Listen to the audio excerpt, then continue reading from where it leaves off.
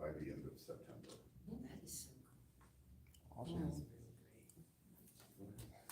Yeah, so now I'd like to introduce Tom, and Tom is currently showing in our member show downstairs, so after our presentation up here, if anyone wants to go down, we can unlock the doors and turn on the lights and see the member show as well, and we can look at Tom's work down there. It's pretty awesome, so we're always happy to introduce new artists, and very friendly group, very easygoing, we're all kind, and it's just a really lovely thing to have new art presented. So thanks for being here, and thanks for bringing your lovely work. And yeah, so you have the floor for as long as you like, and at the end we'll do questions and answers, and then we'll take a little walk.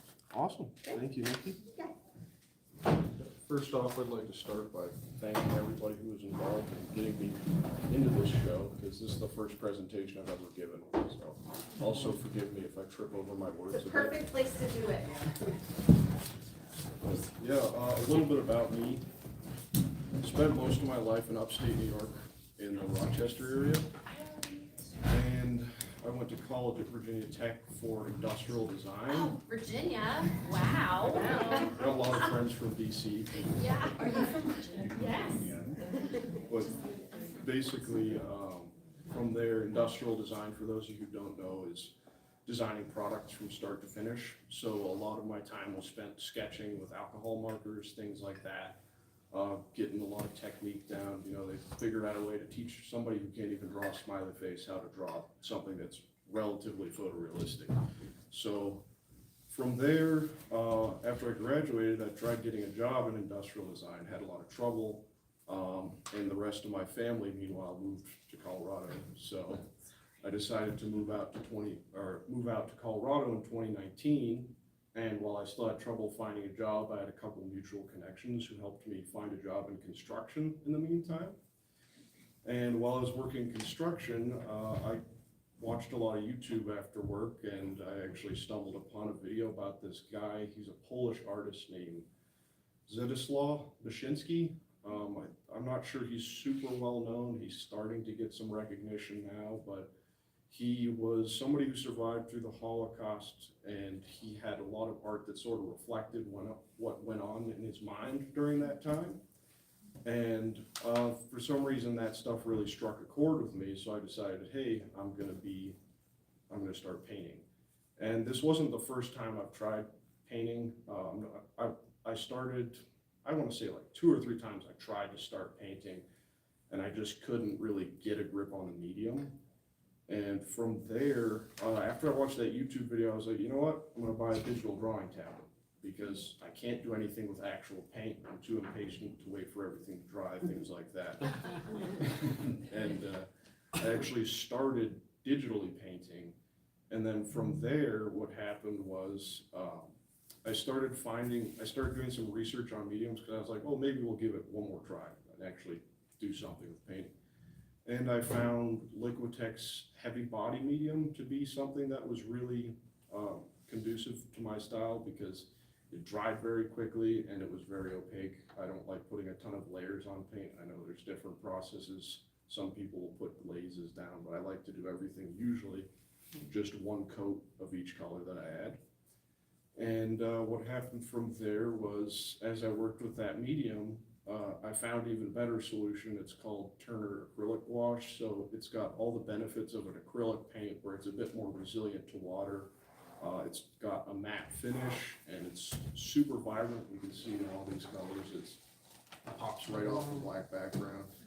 But basically from there, I started getting decent enough at painting that in order to help myself grow, I started reading a lot of books about artwork. I don't know how many of you are familiar with Taschen. I have like a whole stack of those square white books about artists that I read. And usually what I try to do from there is, once I've read a few of those books, I try to incorporate the artist's processes into mine if it lends itself to my style. So basically, to get started on the actual artwork, what I like to do is I get an idea in my head in terms of inspiration. You know, I try to find inspiration in everything I possibly can.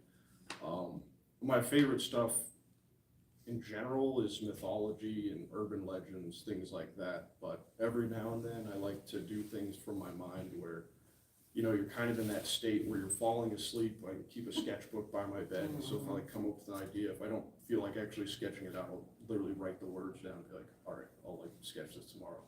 But then after that, I like to get out construction paper sketchbook with black paper so I can get some colors down with colored pencils, see how they interact. And once I've sort of figured out the color, I'll get my Turner paint out and basically put dots on the paper next to the sketch to see, like put them right next to each other so I see if they're lighter or darker, things like that. And from there, I'll start to go to the actual painting process, which actually most of the time is super quick. The bigger ones take longer, obviously, but something like this takes a couple hours to do. Something like this takes a bit longer, and obviously depending on the intricacy, it'll change, but a couple other things about my process. I like to not mix paints a lot. I like to just have all the colors ready to go. The reason I do that, or there's a couple reasons I do that. The first one is some impressionists, I think it was Gauguin, but don't quote me on it. They like to use the paint right out of the tubes and then basically have your eye mix them on the canvas. Seurat did a similar thing, but I like to do that. And the other thing is based on reading, I think it's Joseph Albert's Interaction of Color. When he was having his students do color studies, he had them use construction paper because the paint or the color is a lot more consistent. So basically, if you're having it come from the same company coming out of the tube, you have some guarantee of relative consistency, especially if I'm going through and I find a color combination that I really like. I know it's going to be the same every time. And in terms of the black backgrounds, that really came from what I saw with or from what I've seen of Caravaggio's work. I like to build up from the background and sort of treat the color as light. And from there, get my paper out here, run out of things to say, but basically a little bit about the black. These two are Turner Acro Washes Black. It's kind of funny because there's this paint that's advertised, it's called Black 3.0. It's supposed to be the blackest paint you could buy, right? I put this on my palette next to that paint, and it's the darkest paint that I've ever seen there. Like, it's way darker than Black 3.0. They don't even advertise it as being the darkest paint you can have, but it's pretty much the darkest. The only one that's darker is the one on that canvas. And if you look closely, it's really, really hard to tell. This is just pinch darker. That's Musu Black. It's this special paint that they brew or that they mix in Japan. You have to pay for it in yen and everything like that. I have to ship it directly from there. But building up from the black, for some reason that just works for me. I don't know how else to describe it. Like working off a white background and then adding the colors in, I feel like I have issues getting the depth I want with it. But there's also challenges to working with a dark background because a lot of these, they don't show it, but I have some paintings where I wanted it to have a colored background in the sky, but if you want to push that sky back to get some depth, you have to paint it darker. So what ends up happening is say you have like a sunrise or a sunset in the background. If I want it to appear to be in the background, I have to add some more black to it and shade it. But what happens with that is it ends up looking more like a wallpaper in the background than the actual than an actual sky. So most of the time when I'm doing work, I'll do stuff like this where I'll add stars and things like that to give the illusion of sort of an infinite depth. And then to get specifically into these paintings, these are some of the ones I consider best examples of my work in general. Could you pull that up a little? We can't. Yeah. Or just even pull it this way a bit. Sure. You are such a line person, and I know that because, hey, look, But I'm also a line person. You two should share your work together, just for you. Sure. It also just means that you should look at submitting in the big draw. Don't you think his work would be good for big draw? Yes, So the Arvada Center has an open call right now, and it's Okay. open till until the middle of March. like maybe 10 more days. Yeah. Okay, yeah. If I can get. I can a- help you with that after. Perfect. Yeah, actually, I'm glad you mentioned the line, because that's another thing I did want to go into is, this style in general prevents a lot of challenges when you're doing everything line by line instead of painting swaths of color.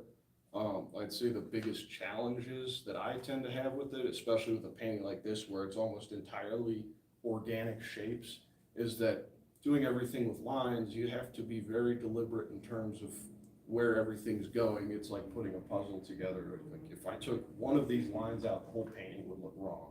You're just gonna stare at that missing piece the whole time. And, doing geometric forms is a lot simpler to do, but I find when I successfully do something with organic forms using this style, it's a lot more rewarding, especially if I'm doing things like flowers. It's probably kind of hard to see right here. I've got quite a few paintings where I'll do plant life and things like that, and once I'm able to really get the shapes down, like especially with flowers, I'll spend a lot of time in the sketchbook to figure out what type of lines I'm gonna use. I'll really, really get that nailed down, and once it's executed properly on the canvas, it's one of the best feelings for me in terms of getting the stuff done. But another thing I wanted to mention is the color combinations here. I'd say right now, as a painter, I don't really have a favorite color, because you use everything if you're doing a bunch of color work, but this color right here is beryl green, like beryllium green or something like that. But basically, I have a lot of paintings that use this color because I find it to be, it's perfectly in between green and blue, so it's very, very versatile to use. And in general, it has this ethereal feel to it, almost like otherworldly, which brings me to the subject matter of this painting. For those of you who don't know, I think it's pronounced Haran, the Greek god who drives you across the river. River Styx. Yep. And basically I decided to do a painting of these fellas drinking. I don't know how they ended up dying, some kind of drunk accident, but basically I decided to do But yeah, this, the idea about it, the idea behind it was that, I'm a big fan of Louisiana, that area. I've never been there. I've been to Savannah, Georgia. That's about as far south as I've been. But I really like, the TV shows where people are out in the swamps doing stuff like that. And I decided to do something interesting with it. So I have, the house on stilts. And I think it was kind of hard to achieve really great depth here, but I felt like the level of detail here to some degree compensated for what I have. And then this next one here, this was inspired by Escher. I was a big fan of his work because he has a background similar to mine where I'm sort of a graphic designer Could and you pull almost. that one forward too? Yeah, his work was a lot more graphic. He did a lot of woodcuts and line cuts and things like that, but.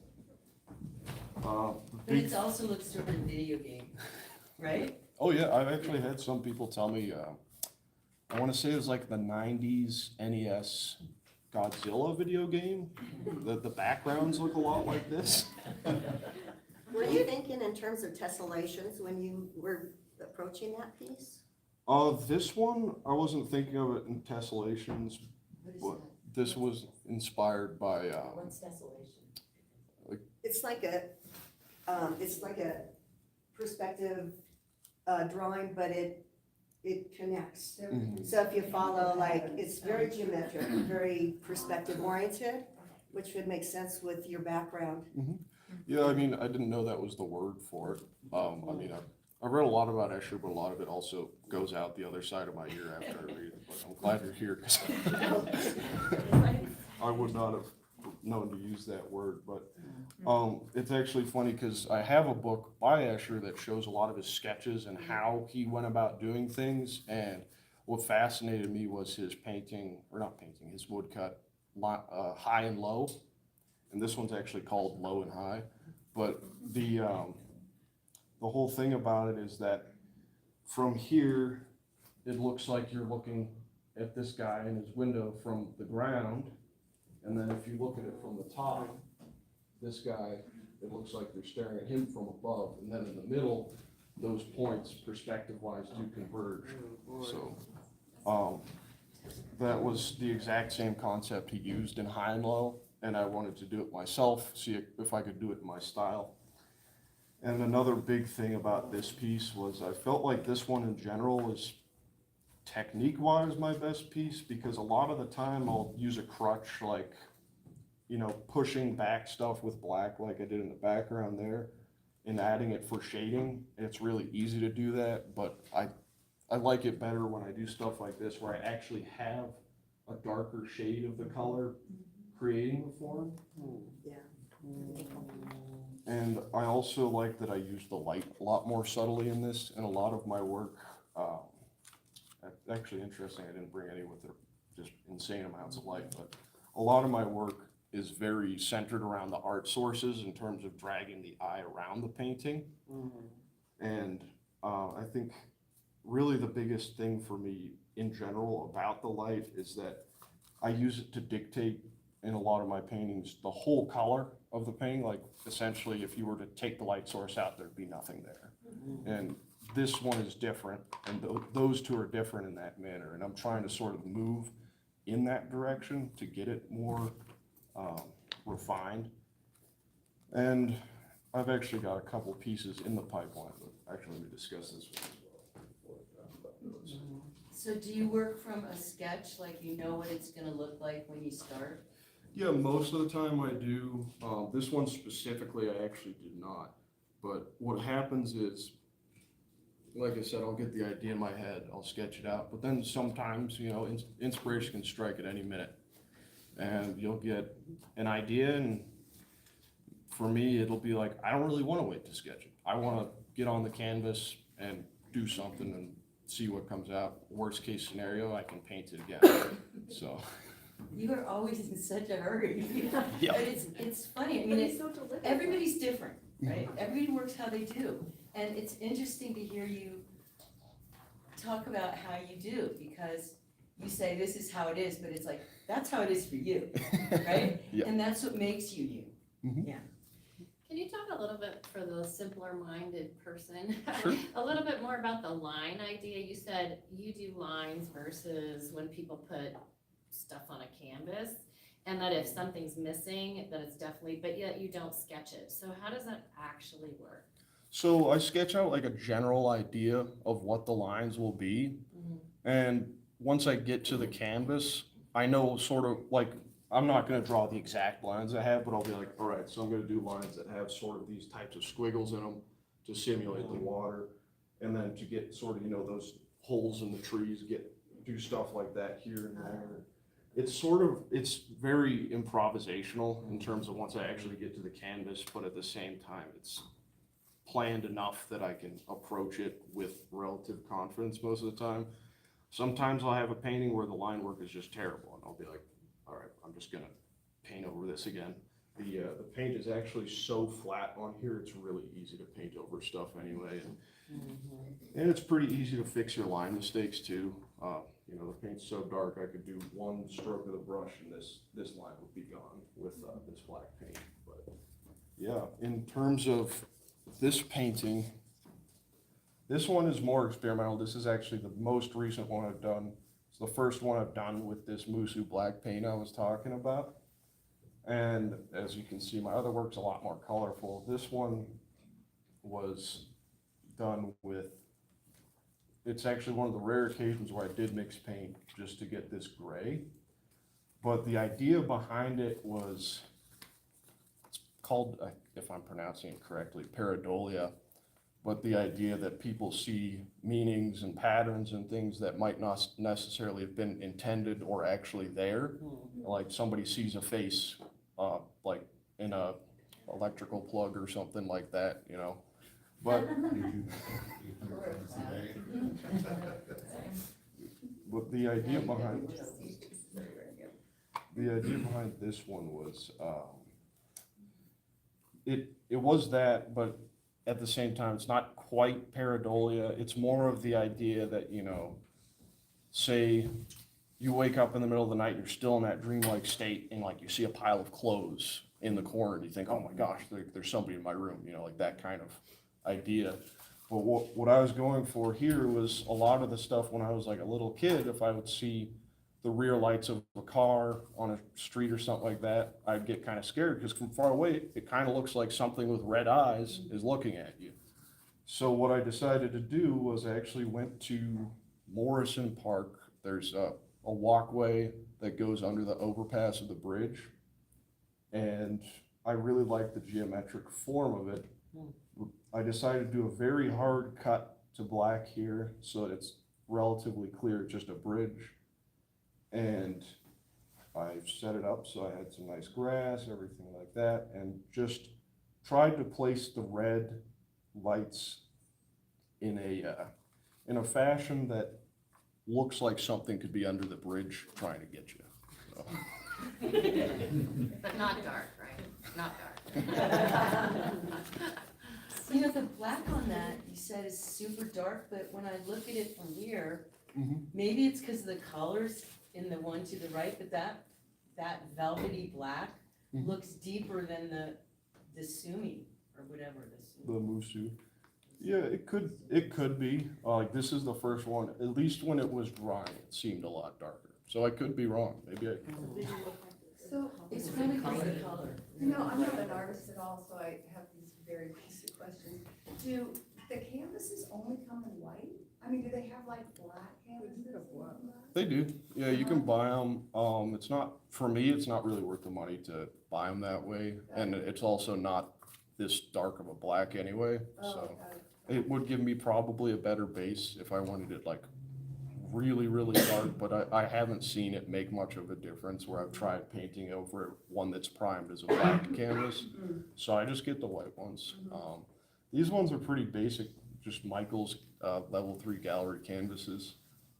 It's actually good that you brought that up because I'm thinking about, I've got a wood saw, or I've got a table saw and a bunch of other tools from construction. I'm gonna start trying to make frames out of alder wood because I find a lot of these canvases like to warp, especially the big ones. So I wanted to get some kind of straight grained wood and have it so that it doesn't warp. Because I had a painting that I would have brought here, it was 48 by 36. Oh, you should have brought it. Oh, I wish, it was so In your warped. hand. Are you gonna add the wood to the canvas, or are you gonna make your own? I'm gonna make my own. Oh, okay. Yeah, I'm gonna buy the, So you'll paint still on canvas with a wood Mhm. backing, okay. I have done some paintings on wood panel and MDF board, but I find it to be really, really difficult just in general because with canvas, you have the tactile feel of the bumps when you're Yeah. brushing. And in addition to that, the paint, it's kind of hard to explain, but if you're painting a line, there's, the coat isn't consistent because there's nothing for it to catch into. It's not porous. So it ends up having like this weird, it's almost like if you like left a coffee cup on a wooden table or something like that, like water, it has that same weird effect where all the paint goes out to the edge of the stroke. It's a completely different look. Yeah. Yeah. And if you're looking for that, it's great, but like, it doesn't work at all for what I do. Yeah. But I have a couple of those, I keep them in like a hidden place where nobody can see them. 'Cause I don't like them. What do you mean the canvas worked, like when you? So sometimes canvases, if it's moisture, heat, whatever, since the type of wood they use isn't sealed or anything like that, if you have the heat and the moisture, the wood tends to sort of bend depending on what direction the grain's going. So I think these are pine. the grain's not always straight. So like I have a 48 by 60 or a 48 by 36, that one I was talking about that warped, didn't do anything to it, kept it inside all day, never took it anywhere. And it's like two of the corners are like this, and then two of the corners are like that. So it can't even lie flat like on the ground, so. Mine's very softwood too, so. Exactly. But yeah, I think that's the bulk of my presentation, if you guys have any more questions. Another question, are you inspired by like plant micro photography at all? I It kind think, of reminds me of that, just like the yeah, cellular species. I don't know about plant micro, photography, but, a lot of my work, some of my earlier work, I actually directly had it inspired by microbiology in general, like the little, like mini jellyfish. I can't remember what they're called, but, yeah, similar thing. Yeah, it just looks so similar to it, so cool with like the black background and the vibrant colors. Awesome. I'll have to take a You'll look have at to that. look at, yeah. Thank you.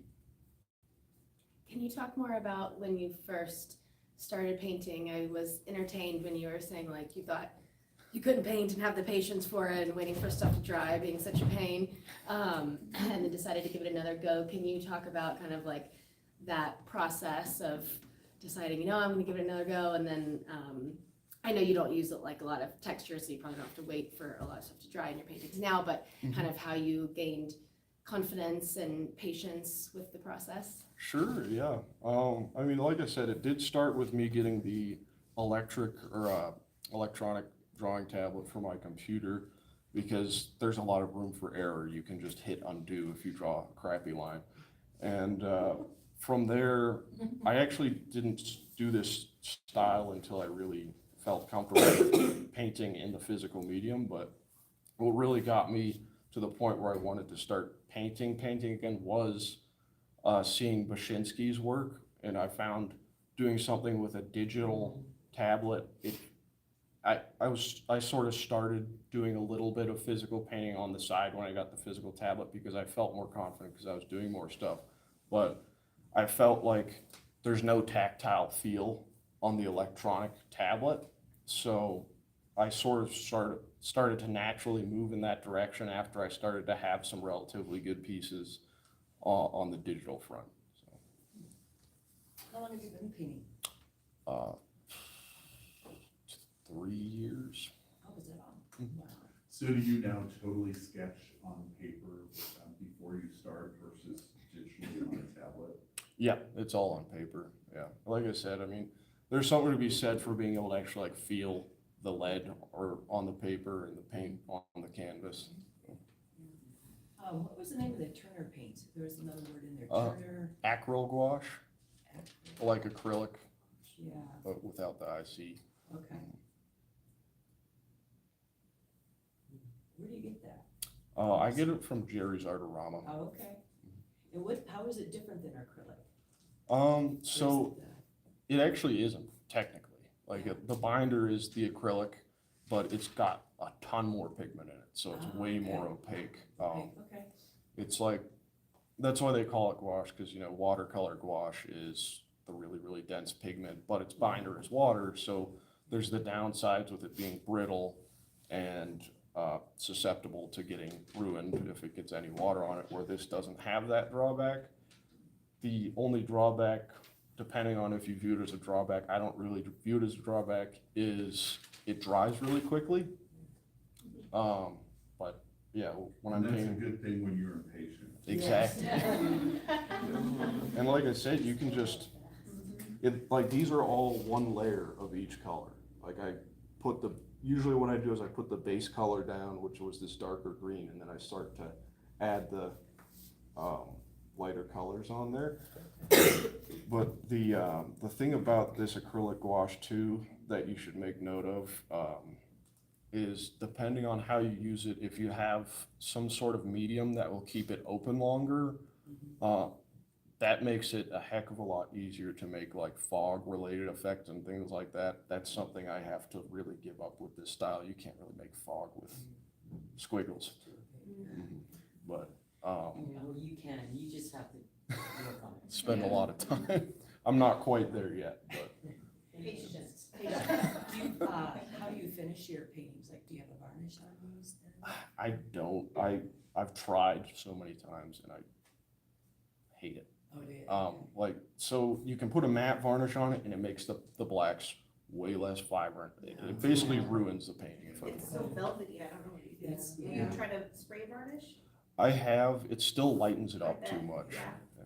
But being that it's acryl, I think you're good. Yeah. Yeah, gouache has got the reputation of being the most highly saturated pigment, so Yep. like the most dense color and all of that, and so it's awesome that they make it now with a binder, a plastic binder in there. There's a few companies that do it now. Turner's one, depending on your budget, Turner's the best budget-wise. I think Holbein is another one. I think they're a lot more reputable in general for their acrylic-based paints. Maybe I'm wrong, but trying to think, there's one more I could have sworn. Oh yeah, Liquitex does it too, but it's not really an acrylic wash. Like the pigment load isn't nearly as high on that, so yeah.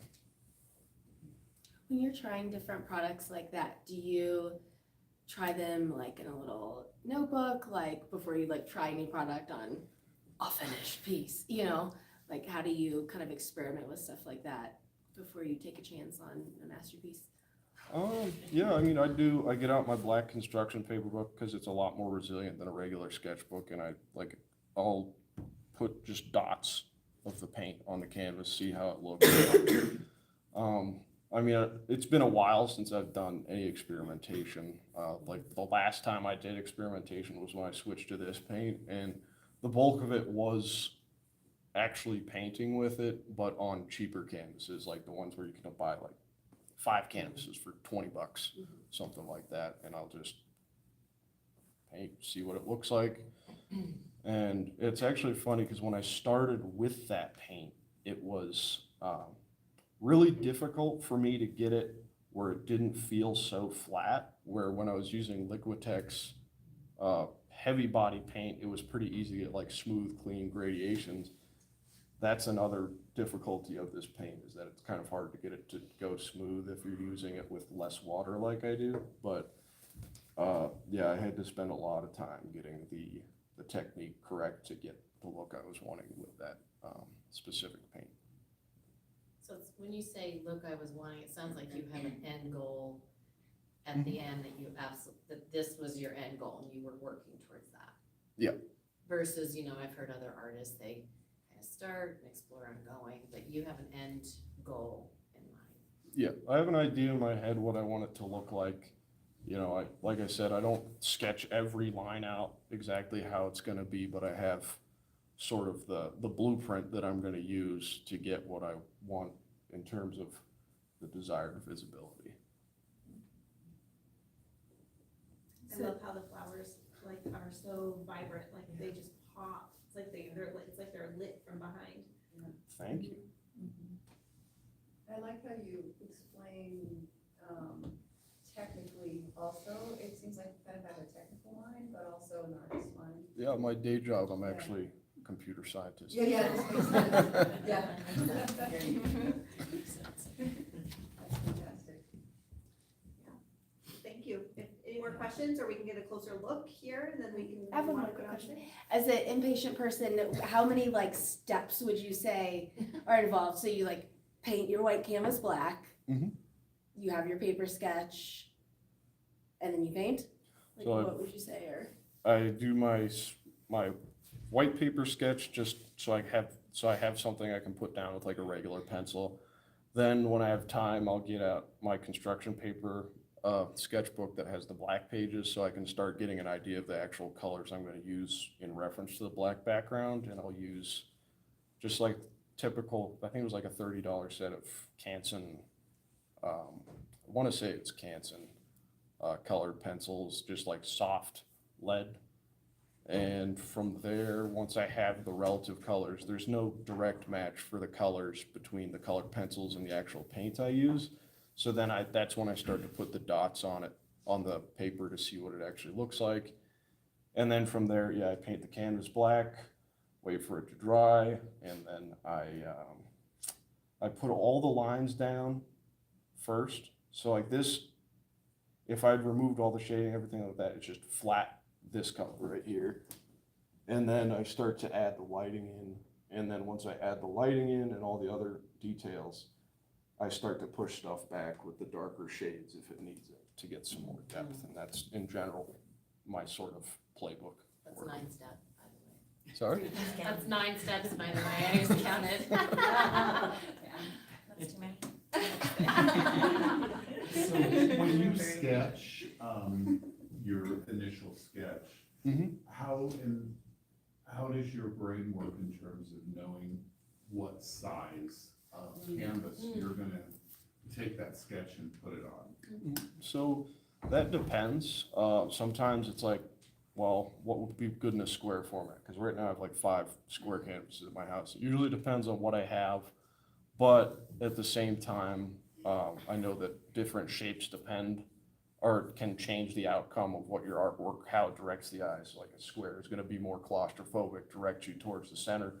Something like this lent itself really well to at least this aspect ratio. I probably could have done it in 18 by 24 or something like that in the same format. But for some reason, this size, specifically on this piece, I liked it because it was big, not huge, like a 48 by 60 that you can't get into your car, like things like that. But this was sort of a balance of that. And then, landscape, in general, doing landscape orientation. But yeah, in general, I'd say what happens is if it's in a situation where I'm gonna go and pick up canvases, I'll do whatever shape I want, whatever aspect ratio I think works after I've set up all the composition on the sketchbook. But I think in general, yeah, that's the main process I have. It's kind of hard to explain, but just depending on what's going on. Nice. Thank you, that was amazing. Thank That was you. really, really great. I want to look more closely, so. Yeah.